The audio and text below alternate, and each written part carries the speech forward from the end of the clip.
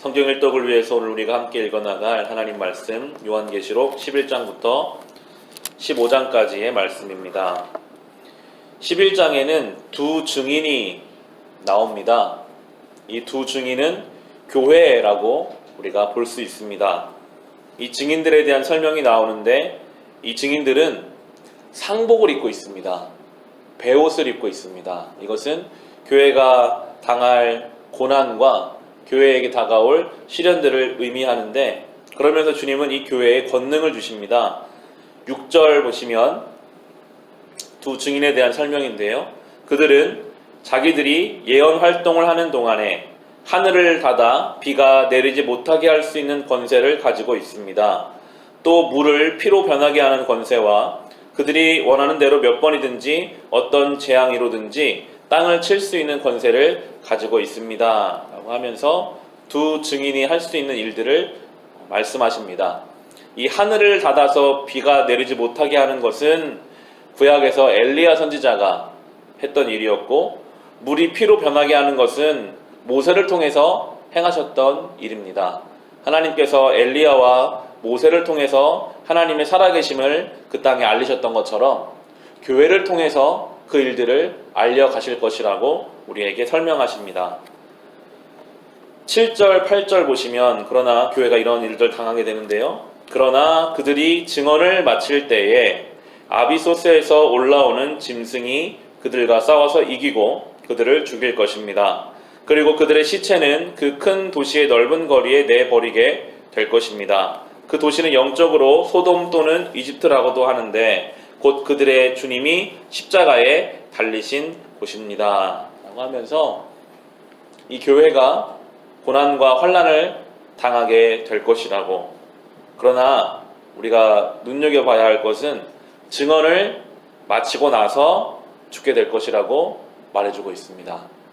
교회는, 성도는 하나님이 맡겨주신 사명을 감당할 때까지 주님이 지켜주신다는 약속입니다. 우리가 죽더라도, 우리가 생을 마감하고 끝나게 된다 할지라도 주님께서는 교회에게 맡겨주신 그 일을 마칠 때까지 보호하시고 그리고 나서 그들이 죽임을 당할 것이라고 말씀하십니다. 그리고 11절에 보시면 그러나 사흘 반이 지난 뒤에 하나님에게서 생명의 기운이 나와서 그들 속으로 들어가니 그들이 제 발로 일어섰습니다. 그것을 목격한 사람들은 큰 두려움에 사로잡혔습니다 라고 하면서 예수께서 부활하신 것처럼 교회도 부활할 것이라고, 그 부활의 영광에 동참하게 될 것이라고 또한 설명해 주고 계십니다. 교회는 예수의 부활에 동참하는 거룩한 존재입니다. 이 땅에서 맡겨진 사명을 끝까지 감당하고 어떠한 박해에도 우리가 엘리야와 모세와 같이 주님 주시는 그 권능에 동참할 수 있다고 우리에게 말씀해 주고 계십니다. 이어지는 12장부터는 마치 영화 속에 나오는 장면들과 같은 그런 영적인 전쟁, 하늘의 전쟁에 대한 내용들이 나오게 됩니다. 한 아이가 태어나는데 그 아이는 예수 그리스도를 뜻하고 그 아이를 죽이려고 하는 용이 있습니다. 뱀이라고도 하는 용은 사탄이 나오게 됩니다. 그런데 이 용은 하늘 전쟁에서 이미 패해서 땅으로 쫓겨내려온 용이다 라고 설명하는데요. 12장의 9절을 보시면 그래서 그 큰 용, 곧 그 옛 뱀은 땅으로 내쫓겼습니다. 그 큰 용은 악마라고도 하고 사탄이라고도 하는데 온 세계를 미혹하던 자입니다. 그 용의 부하들도 그와 함께 땅으로 내쫓겼습니다 라고 나옵니다.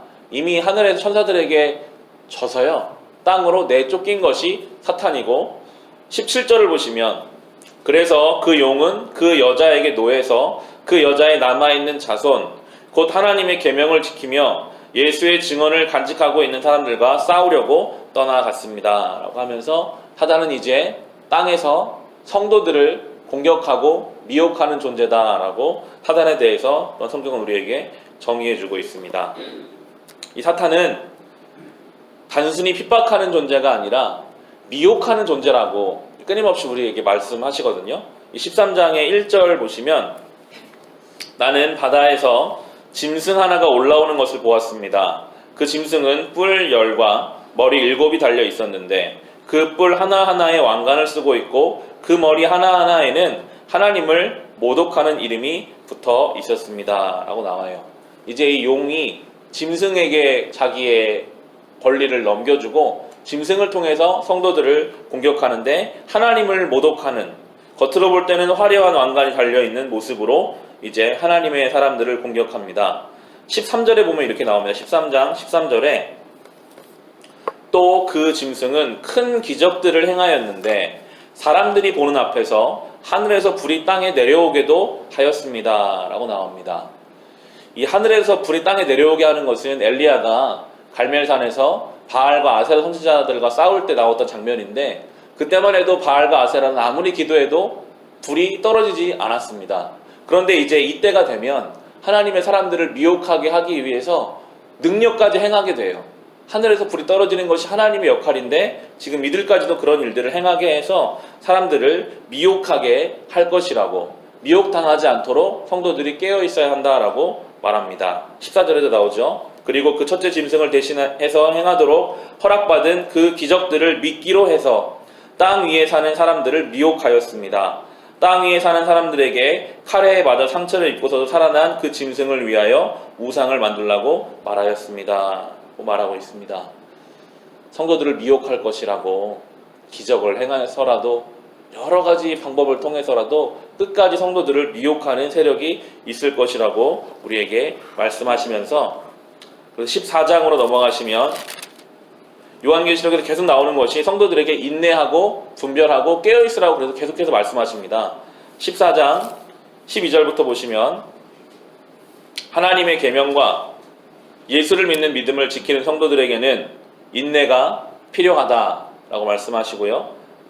나는 또 하늘에서 들려온 음성을 들었습니다. 기록하여라. 이제부터 주님 안에서 죽는 사람들은 복이 있다. 그러자 성령께서 말씀하셨습니다. 그렇다. 그들은 수고를 그치고 쉬게 될 것이다. 그들이 행한 일이 그들을 따라다니기 때문이다. 또 내가 보니 흰 구름이 있고 그 구름 위에는 인자 같은 분이 앉아 있었습니다. 그 머리에 큰 면류관을 쓰고 날이 선 낯을 들고 있었습니다. 또 다른 천사가 성전에 나와서 구름 위에 앉아있는 분에게 큰 소리로 외쳤습니다. 낯을 대어 거두십시오. 땅에 있는 곡식이 무르익어서 거두어 들을 때가 되었습니다. 라고 말씀하고 있습니다. 주님 안에서 죽는 사람은 복이 있습니다.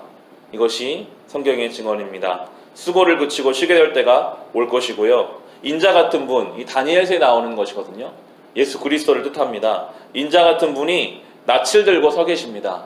추수할 때가 오면 예수께서 낯을 드셔서 추수하십니다. 추수할 때는 분명하죠. 알곡은 창고에 집어넣고요. 가라지는 다 불에 태우게 될 겁니다. 마지막 때에 예수 그리스도께서 낯을 들고 성도들과 그렇지 않은 이들을 구별하실 것이라고 우리에게 말씀하고 있습니다.